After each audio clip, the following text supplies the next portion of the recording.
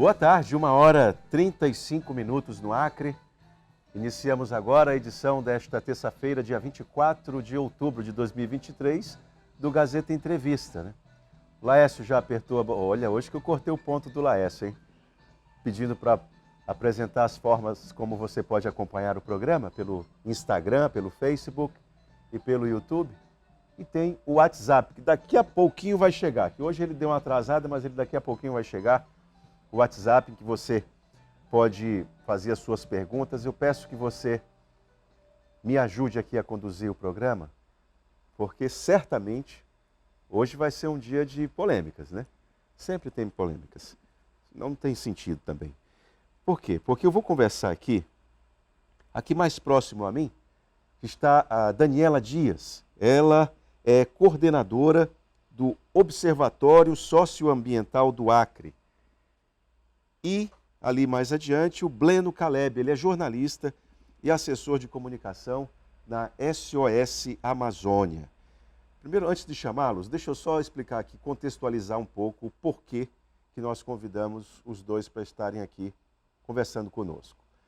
Semana passada foi muito polêmica, rendeu alguma polêmica, em redes sociais, de uma nota do DENIT.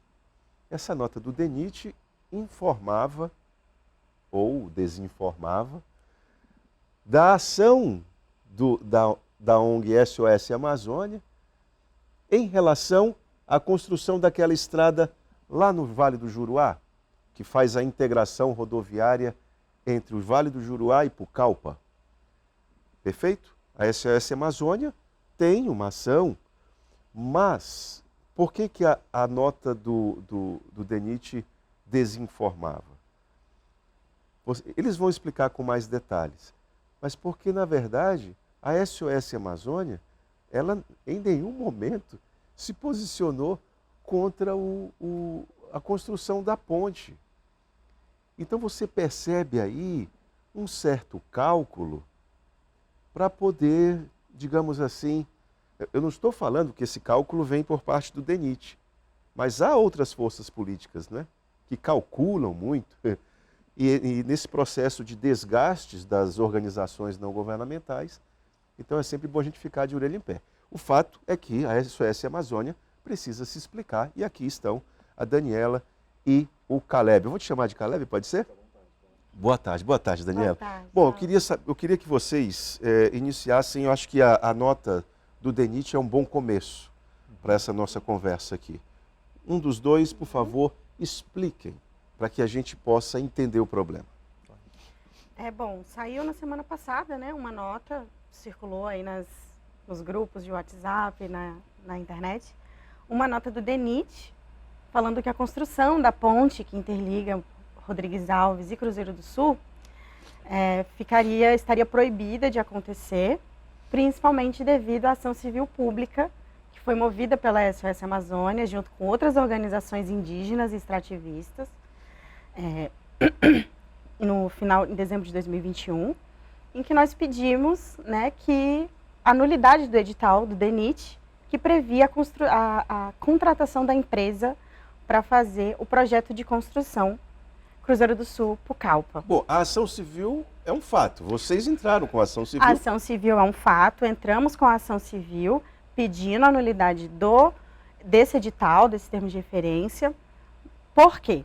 Né? Porque o edital trazia que não era necessário os estudos que são previstos legalmente, inclusive em portaria do DENIT de 2017, sobre os estudos de impacto social, ambiental e econômico, né? E da viabilidade econômica, social e ambiental do projeto.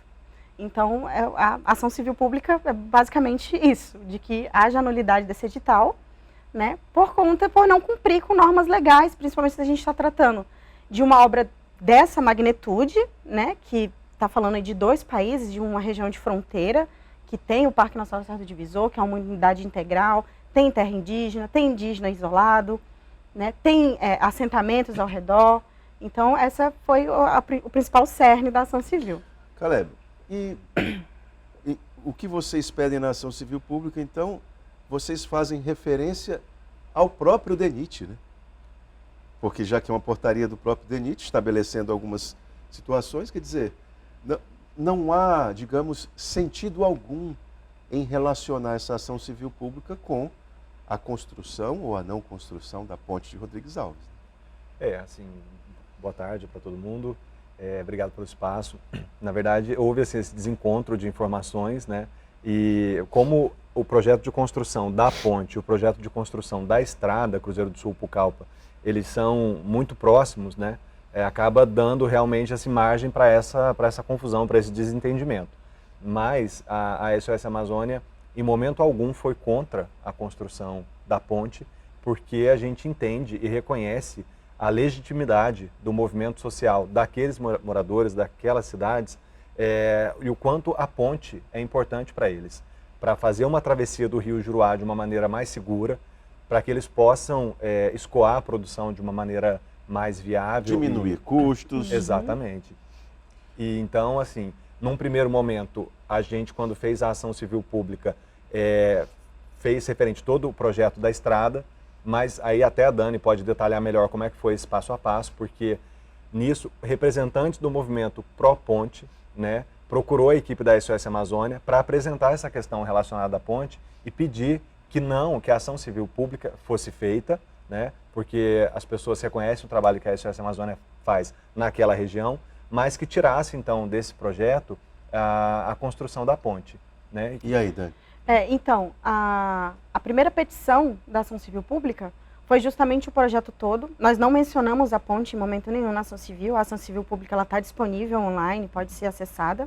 Todos os textos, todas as decisões. Mas nós também tivemos um diálogo com o MP, né? E o MPF. E eles pediram que a gente revisasse essa questão da ponte. E aí também, junto com o diálogo com o movimento, né, a favor da construção da ponte, nós falamos, não, realmente temos que tirar. Porque justamente por isso, como o Caleb falou, é um pedido legítimo da população. A gente, né, sempre vê o desgaste que é ali aquela travessia nas balsas, né, que carro cai no rio, já aconteceram vários acidentes. Então a gente realmente valida e legitima essa vontade da população. Né? Então, e aí o que saiu de decisão foi justamente de que era nulidade do edital, exceto o trecho que diz respeito à construção da ponte entre Rodrigues Alves e Cruzeiro do Sul. Bom, diante desse, eu não diria impasse, mas diria esse desencontro de informações. O que vocês, além de tornar público o posicionamento da SOS Amazônia, o que vocês vão fazer do ponto de vista institucional? Tem alguma estratégia? Bom, acho que comunicar isso em primeiro lugar, né? O segundo é que existe assim um senso comum, vamos dizer, de que as organizações não governamentais, principalmente essas relacionadas à questão ambiental e tal, elas são contra o desenvolvimento. São contra o desenvolvimento, exatamente. E isso não é verdade. Pelo contrário, a gente quer que as pessoas se desenvolvam, que as comunidades se desenvolvam. Né? Existe um modelo de desenvolvimento em marcha no país, né? Principalmente baseado, vamos supor, nas atividades agropecuárias, em outros meios de produção, só que o que a gente faz é buscar alternativas. Em paralelo a essas atividades, como é possível a gente encontrar alternativas de geração de renda para quem vive dentro da floresta, para que essa pessoa possa ter, ao mesmo tempo, qualidade de vida, geração de renda, para que ela possa continuar vivendo nessa comunidade e para que a floresta possa permanecer em pé. Então a gente vem trilhando esse caminho já há muitos anos, 35 anos, né, de SOS Amazônia. E então, assim, não é verdade que a gente é contra o desenvolvimento, pelo contrário, a gente quer que sim, que as famílias se desenvolvam. Aliás, a rigor, a SOS Amazônia, pelo menos, vocês podem até me desmentir se eu estiver equivocado, mas a SOS Amazônia ainda nem se posicionou ser contra ou a favor da estrada, né? Vocês não disseram assim, nós somos contra a estrada. Não foi feito. O que a ação civil pública pede, em linhas gerais, cumpra-se as regras, não é isso? Exatamente.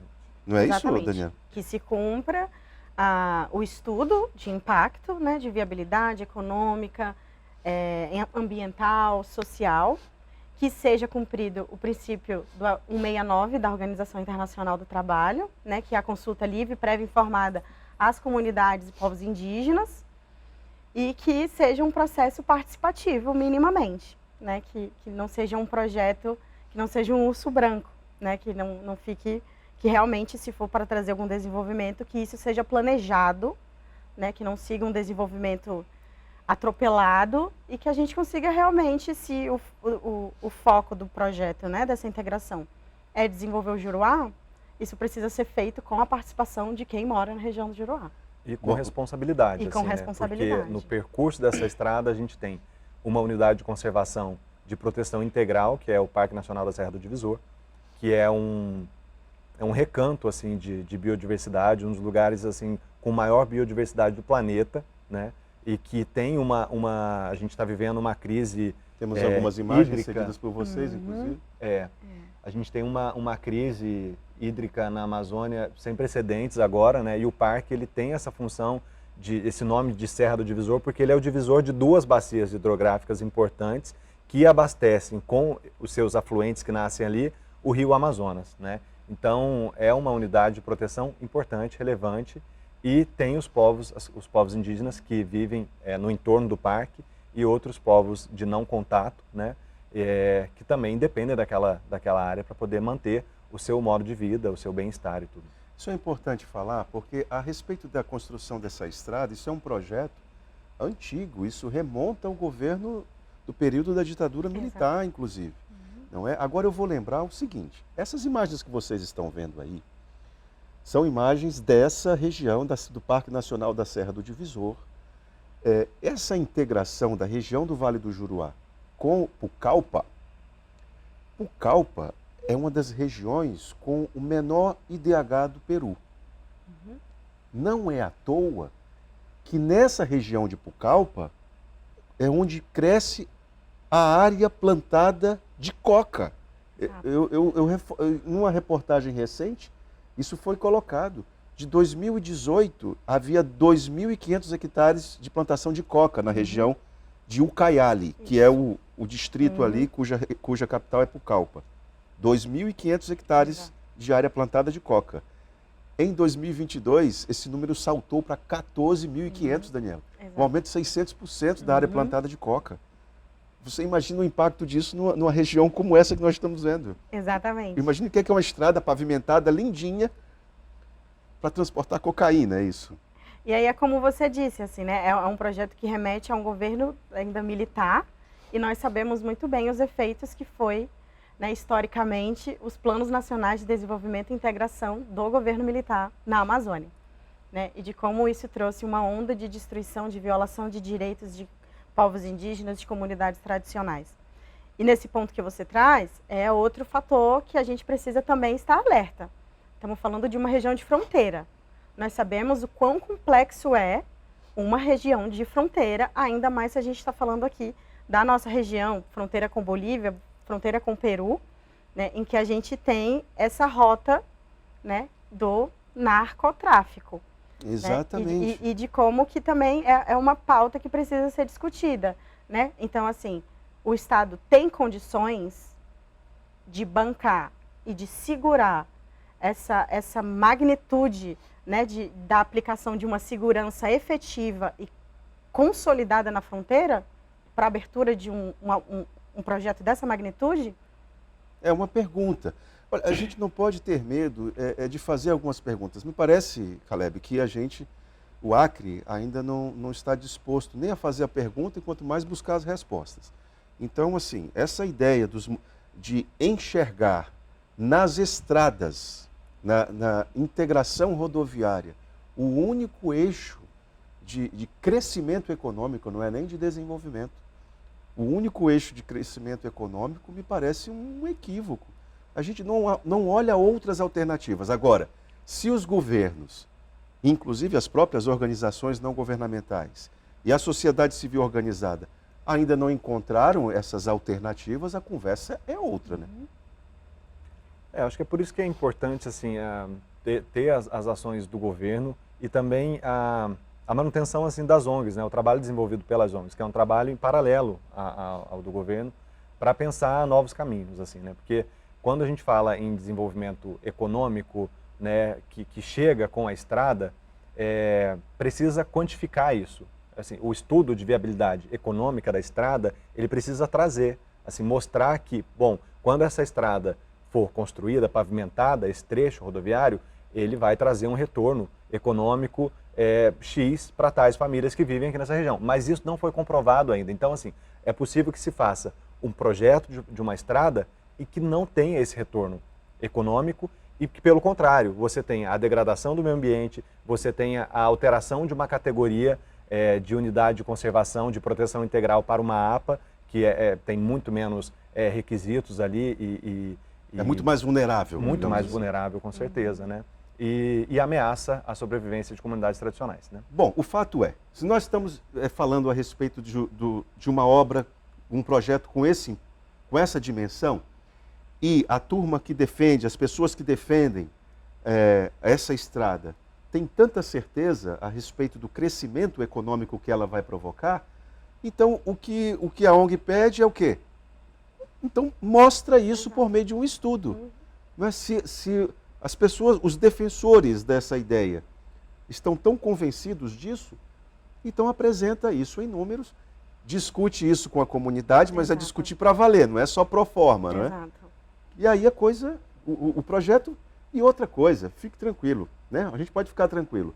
O Brasil nunca teve dúvidas em relação, quando é para colocar em questão um projeto grandioso, como uma estrada como essa, e a defesa das comunidades tradicionais, a defesa da biodiversidade, nós nunca tivemos dúvidas, não é? Sempre optamos pela estrada. Nunca tivemos essa dúvida. Então, não sei por que tanto temor em ter essa discussão, né? Mas vamos para o intervalo? Daqui a pouco a gente volta, voltando a falar a respeito do trabalho da SOS Amazônia. Tem 35 anos. 35 anos, deve ter alguma coisa especial aí para comemorar, celebrar essa data. Vamos para o intervalo e já voltamos.